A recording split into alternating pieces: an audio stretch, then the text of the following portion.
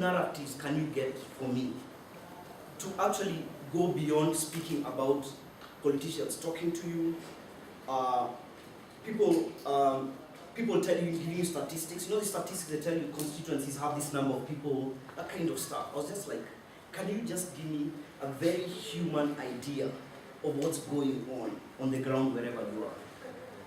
And we came up with these two issues.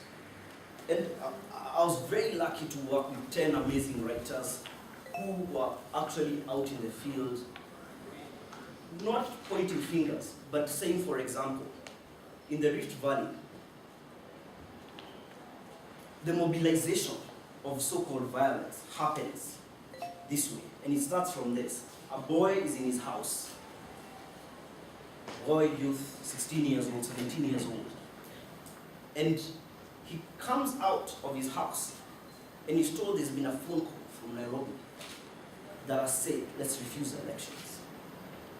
And this is happening with many boys here, and how they actually just step by step move into a place from getting out of the house and eating breakfast to a point where they're sitting and they're actually trying to kill people is what we are really interested in.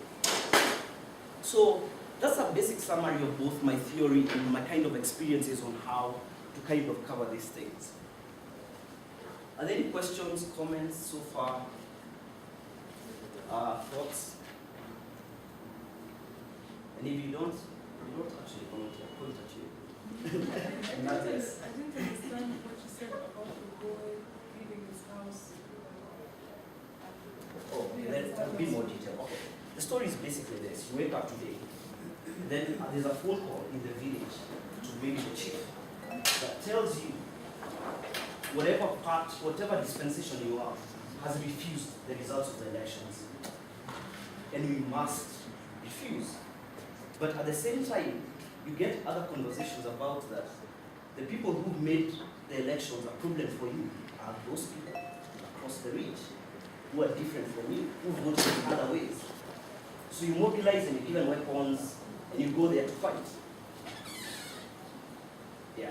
But the point of the creative nonfiction exercise is that I think mainstream journalism will just say like, we had that those people there, you just give it, you actually reconstruct the actual motions, once again to the kind of devices I'm using, to actually just, because once people read a story like that, it's a whole different thing from a summary of many things, like 3 people are killed.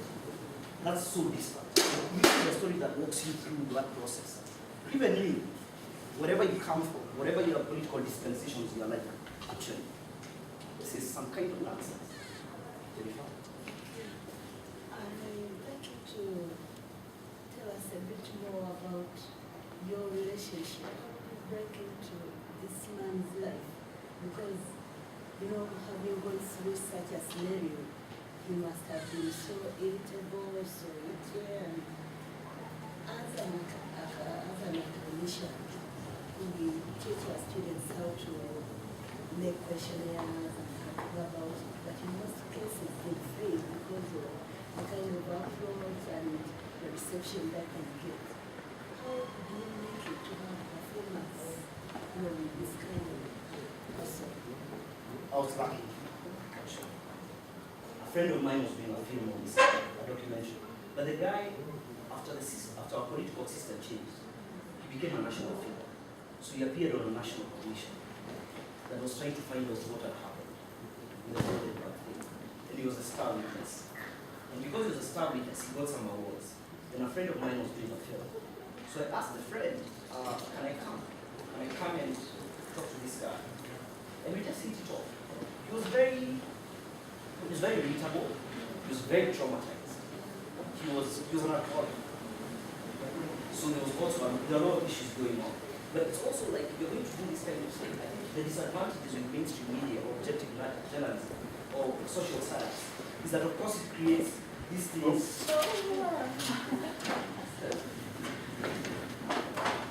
Tiana gonna pay me.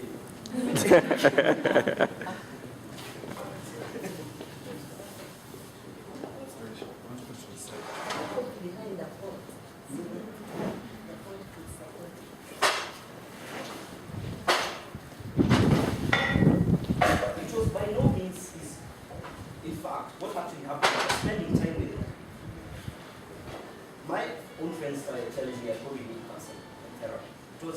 It's not easy.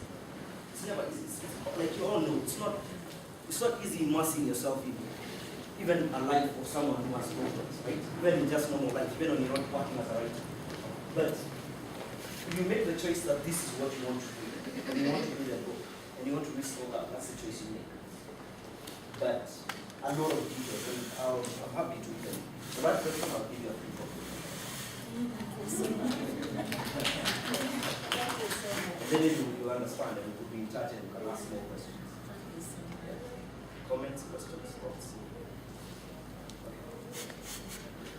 I want to give you guys an exercise so that all we are talking is not all theory, so that we can see whether what I've said actually makes any sense.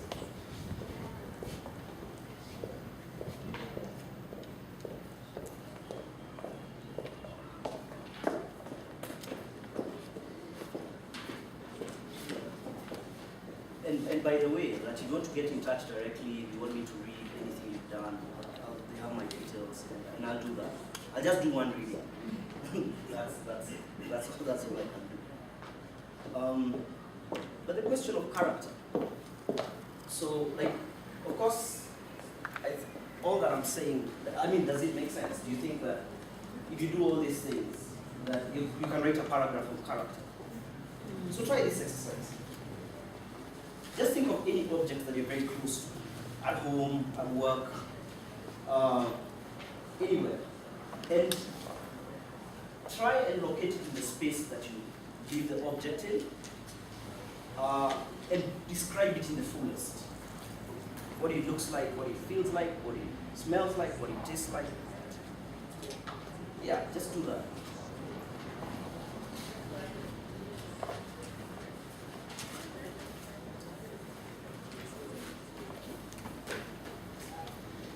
Everyone has paper?